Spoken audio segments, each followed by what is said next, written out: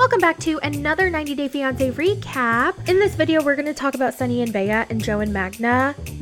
Oh my god, I keep calling her Magda because Joe keeps calling her Magda. It's Magda.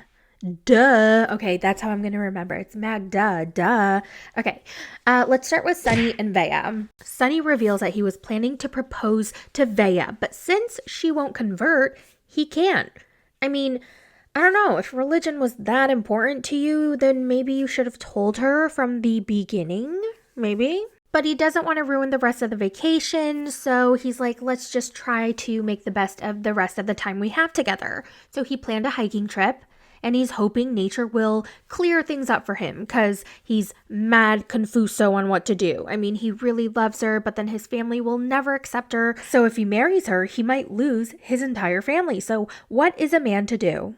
They go on their hike, they get to this beautiful waterfall, and then he tells her all of this, like, if I stay with you, then I'm gonna have to give up my whole entire family, and I don't want to do that, but I really love you, and I want to spend the rest of my life with you, but we're not gonna have my family support, and are you ready for that?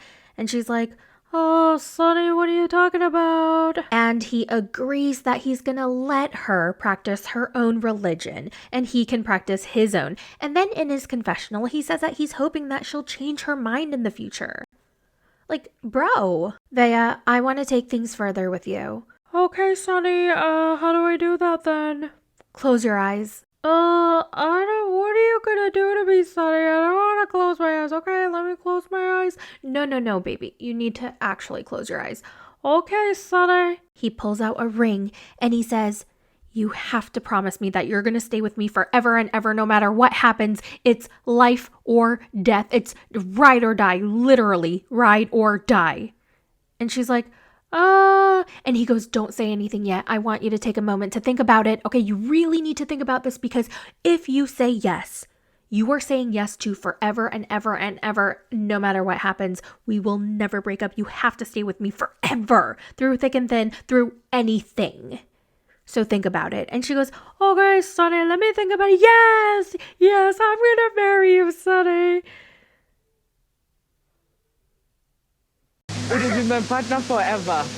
Before you say anything, you must note my sacrifice. You have to be with me forever, no matter whatever is there. Think about it before you say anything. Think about it. I thought about it, and yes. He's like, are you sure? I really want you to take some time to think about it, because this is yes forever. And she's like, yes, Sunny, I thought about it. Yes, put the damn ring on my finger, Sunny.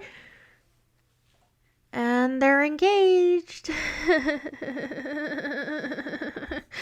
Listen, I know this scene is supposed to be cute and all because it's like all lovey-dovey and he proposed and she said yes and they're all happy. But I'm nervous about this relationship. It gave me chills. I was like, the way he kept saying forever, like you always have to be with me. This is forever and ever. We are never breaking apart. That gave me chills. My child.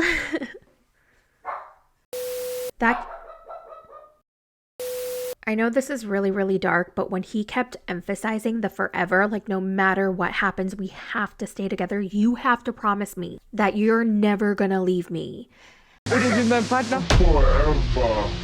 You must note my sacrifice. You have to be with me forever, no matter whatever is there. Are you sure? Yes, because babe. it's gonna be Forever. We're gonna be together Forever.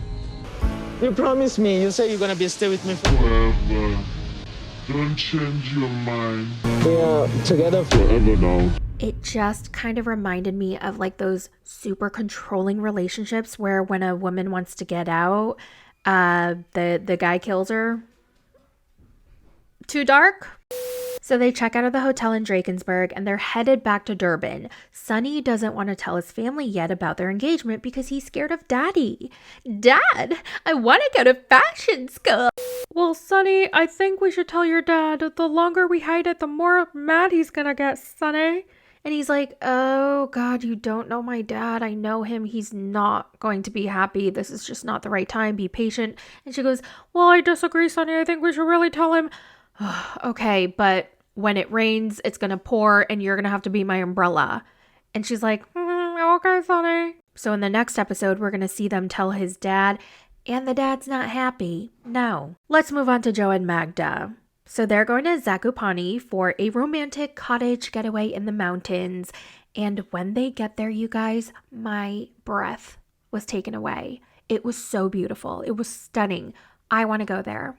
I've never thought to even go to Poland. Like, that never crossed my mind. But after watching this season with Magda, like every single place that they've been to on the show, I want to go to.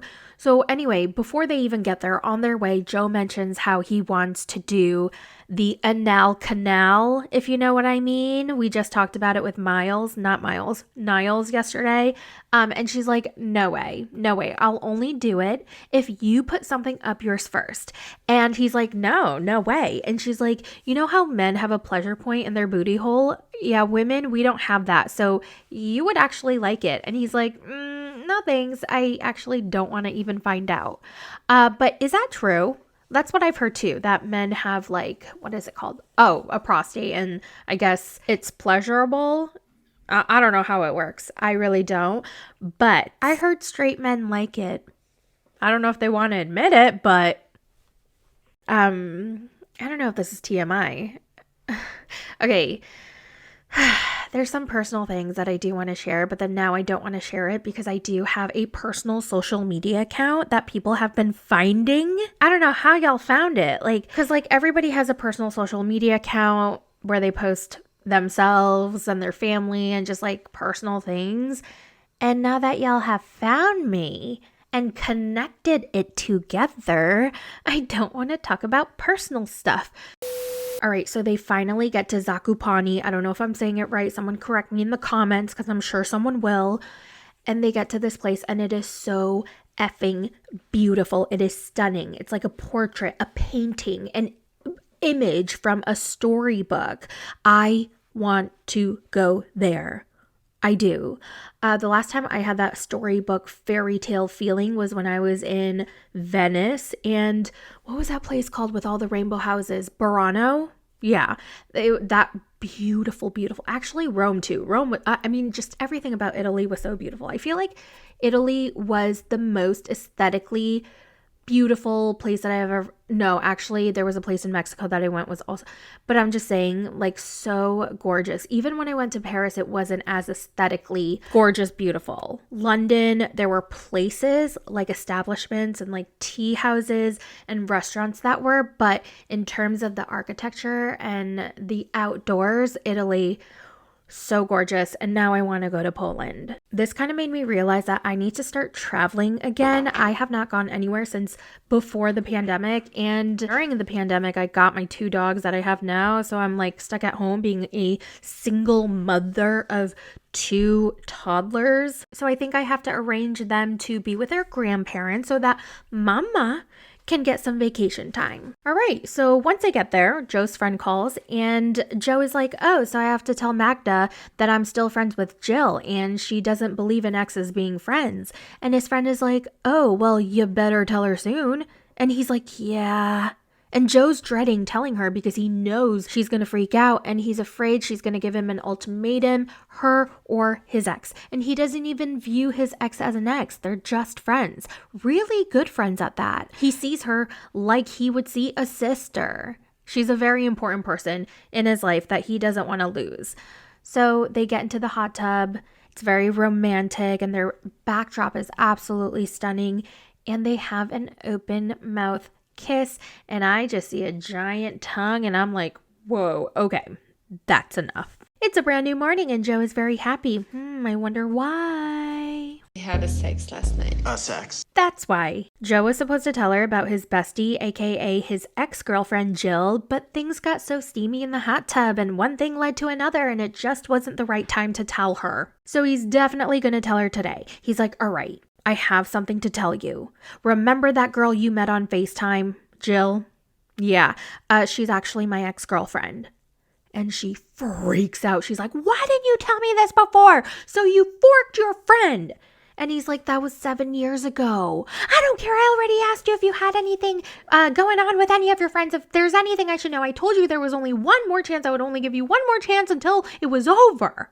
And he's like, And she's like, so you've been hanging out with her this whole time you forked her before, and I asked you if you had any history and you said no. And ultimately she tells him, you can't be friends with her anymore. Like, Magda does not care. And she calls him a liar and that he cannot be trusted. And she's not friends with any of her exes, so why does he need to be friends with any of his exes? And she, does that epic line, I'm going to take your face and her face and smash it together and eat your eyeballs. You have to choose me and her. There's no world where you would, No. consider being friends with her? No. Even you can be friends with her. You can even speak to her. How you can even think I will be friends with her? I will Take her eyes in your tube and eat them. And honestly, this was not on my bingo card, but I felt bad for Joe. Now, yes, I do agree he did lie. He had many opportunities to tell her, but he was scared of her reaction. He's not hiding anything. There's nothing nefarious going on. They are truly friends, but he was afraid of her reaction, and that kind of made him not want to tell her more and more. And also 7 years ago, so long ago, this is similar to Rob and Sophie, how Rob is so upset at Sophie for not telling him that Sophie had schmecks with her high school boyfriend 10 years ago. Because she didn't think it was a big deal. It was so long ago. Plus, she was afraid of his reaction. She knew they were going to get into a fight. She knew this was going to be another thing. And I think this is the same with Joe and Magda. I don't blame Joe. He was kind of in a shitty situation. It just sucks. Yeah, I felt bad for him. But I do acknowledge that he did lie. He did lie. And I get Magda has trust issues because of her ex-boyfriend, but she's crazy. She is way too intense. It's too much. It's too much. I don't know. I felt bad for Joe in this episode, and I know some people aren't going to agree, but that's just how I felt. He better sleep with one eye open, or else he might lose his penis.